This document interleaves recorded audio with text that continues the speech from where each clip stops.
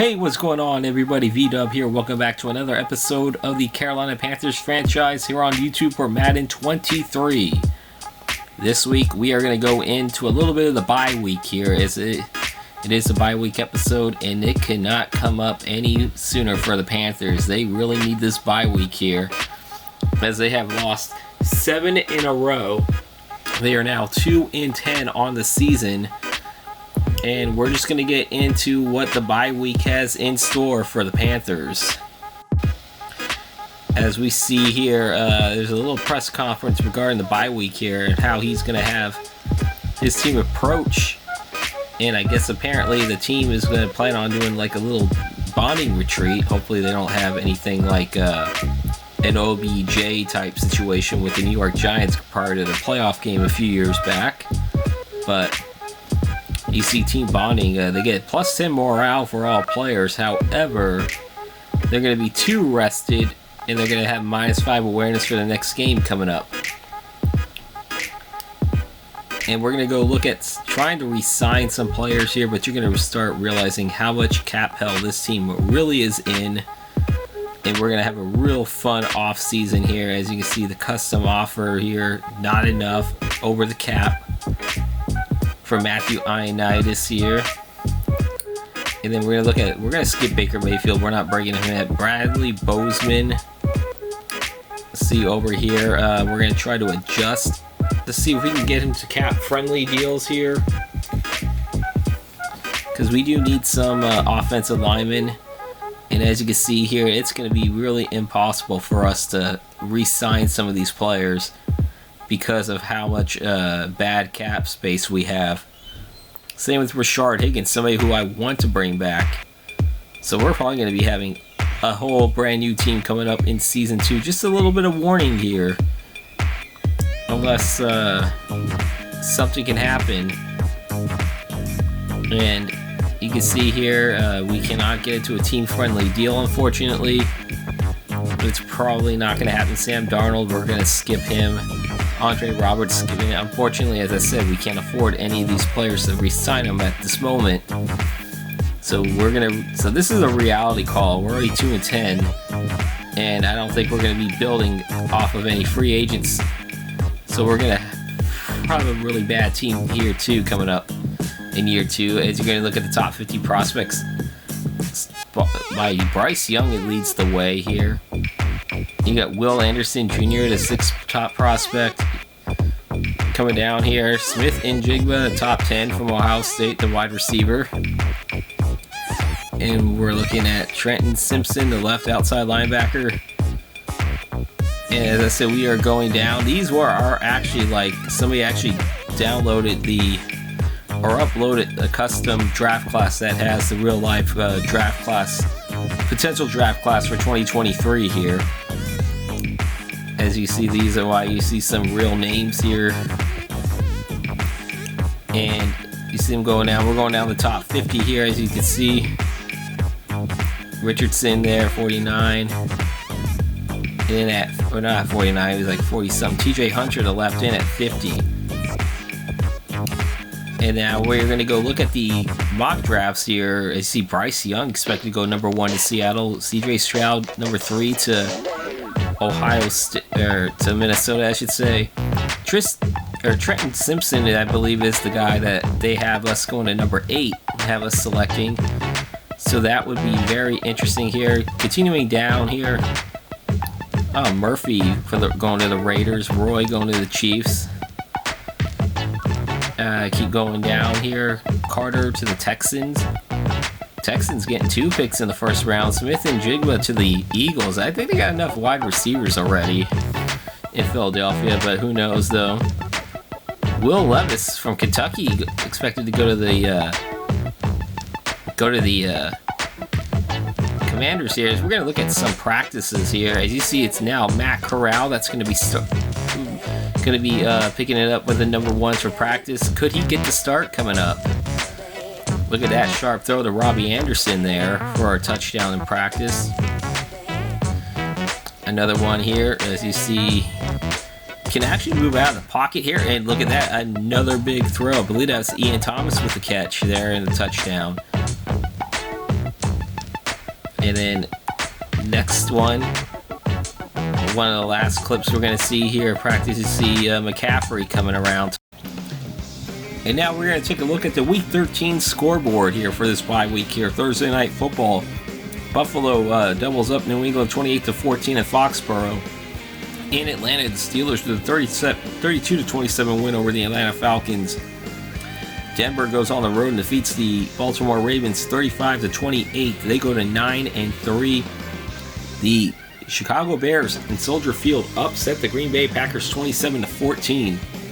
Jacksonville keeps their playoff hopes alive while dashing Detroit's playoff hopes as they defeat the Lions 35-21 at Ford Field.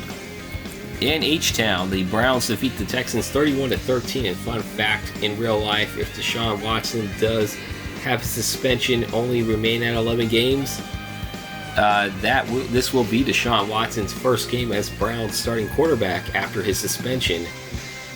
NFL likes to play funny games, I'll tell you that right now. The Vikings with the 41-24 win over the Jets. The Commanders 17-14 win over the Giants. The Titans, edge out the Eagles 17-16 in Philadelphia. The Rams with the 38-10 win over the Seattle Seahawks. Seahawks still winless, 0-12 now, mathematically eliminated from playoff contention.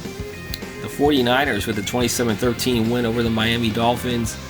Cincinnati defeats the Kansas City Chiefs 28-26 at Paul Brown Stadium, or I don't know what it's called now. It's a different stadium name now, but I still call it Paul Brown, in an AFC Championship game rematch. In Vegas, the Raiders fall to the Chargers 31-28 as the Chargers sweep the Raiders. On Sunday Night Football, the Colts defeat the Cowboys 31-19. That ends a 9-game winning streak for the Dallas Cowboys. And then Tampa Bay defeats the Saints 28-20 on Monday Night Football. And now we have Players of the Week here. As you see, Montgomery for the NFC Offensive Player of the Week for the Bears, I should say. He had 16 carries for 165 rushing yards and 2 rushing touchdowns here. Martinez for the Giants, 11 tackles and 1 interception. He gets the NFC Defensive Player of the Week, I should say. On the AFC side of things, the AFC Offensive Player of the Week goes to Derek Carr. Look at that, he goes 26-43 for 390 passing yards, 4 touchdowns. In defeat, however. And then you got Walker Jr. from the Browns, the middle linebacker, 6 tackles, 1 interception, 1 forced fumble, and 1 fumble recovery. So he gets AFC Defensive Player of the Week there. And taking a look at the standings here, we're going to look at the AFC standings first here. You see the division leaders here. Broncos, the number 1 seed. Titans, number 2. The Bills, the AFC East leaders at 8-4. Same with the Steelers, 8-4. The AFC North leaders. The 3 wild card teams would be the Colts at 9-4. That's the 5th seed. The Chargers currently sitting at the 6th seed at 8-4. One of the Bengals, only the tiebreaker over the Browns at 7-5 as of right now. They would be the 7th seed. Outside Cleveland, Baltimore, Kansas City, New England, Jacksonville, the Raiders, both at 5-7, just 2 games back. Texans at 4-8. And you got the Jets and the Dolphins still mathematically alive at 3-9. However, we'll probably be putting them in the elimination chamber pretty soon. And now we look at the NFC standings here, where the Cowboys at 10-2 on the season. They are the number 1 seed. Then we got the Green Bay Packers and the Saints at 2-3. However, I made a mistake. They are actually 9-4, not 9-3. It was late when I made these images, so please forgive me here. But yeah, the Packers own the tiebreaker over the Saints for the number 2 seed.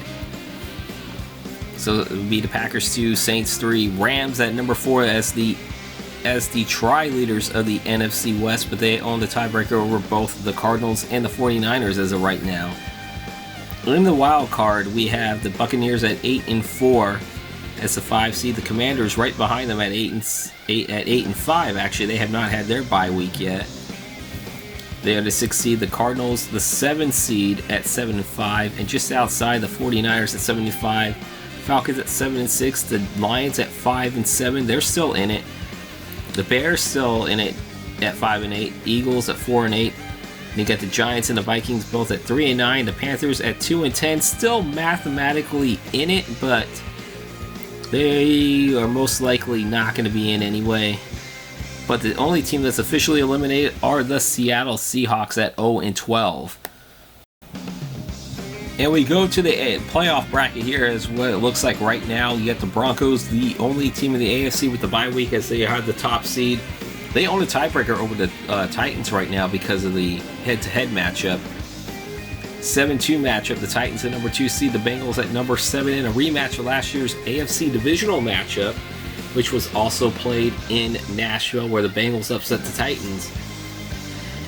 The LA Chargers right now would have to travel to Buffalo to take on the AFC East leading Buffalo Bills in the 3-6 matchup. The Indianapolis Colts, who upset the Steelers a couple of weeks ago, they right now would have to travel back to Heinz Field to take on the Pittsburgh Steelers, who are in first in the AFC North. Now on the NFC side right now, the bye week would go to the Dallas Cowboys at 10-2. The Arizona Cardinals would have to go to Green Bay in the 7-2 matchup as Green Bay, the leaders of the NFC North. The Washington Commanders would travel to the Superdome to take on the New Orleans Saints in the 6-3 matchup. And then you have the Buccaneers would travel to SoFi Stadium to take on the LA Rams, who also had a classic NFC divisional matchup last year. Very classic one that went down towards the end of the game that we thought for a second was going to be the end of Tom Brady's career. But we all know that did not happen. We all know he is coming back, that he came back for at least one more season.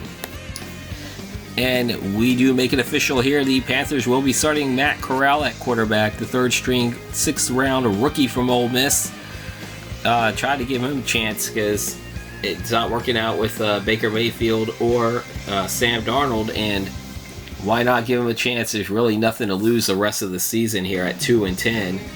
Maybe he can get a couple of more victories for the rest of the season, and maybe he can prove that he could be a starter coming in season 2.